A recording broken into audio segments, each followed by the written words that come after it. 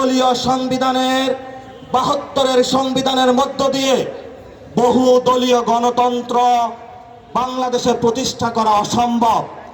এবং এ বিষয়ে বাংলাদেশের যে বিএনপি রয়েছেন, অপরাপর যে রাজনৈতিক দলগুলো রয়েছেন, বহু দলীয় গণতন্ত্রের প্রবক্তা এক দলীয় সংবিধানে কখনোই হতে পারে না, কখনোই হতে পারে না।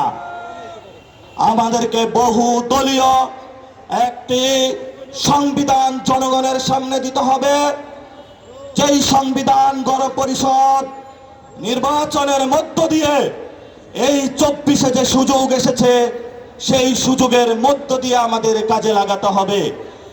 এর মধ্য দিয়ে যারা আমাদের পথে বাধা হয়ে দাঁড়াবে, আমরা তাদের পরিণতি শেখ হাসিনার প্রতি লক্ষ্য রাখার জন্য তাদেরকে অনুরোধ জানাচ্ছি। আমাদের স্পষ্টত কথা, বাংলাদেশের আমাদের রক্ত দিয়েছি আমরা। এখানে যদি বিচার প্রক্রিয়া এবং সংস্কার প্রক্রিয়ার মধ্যে কেউ যদি বাধা সৃষ্টি করতে চায়, দেশীয় এবং আন্তর্জাতিক ক্ষেত্রে কোনো ষড়যন্ত্র করতে চায়, আপনারা সবাই মাঠে প্রস্তুত থাকবেন। রক্ত আমরা দিয়েছি, আরো দিব রক্ত। বাংলাদেশের যাত্রা অব্যাহত থাকবে।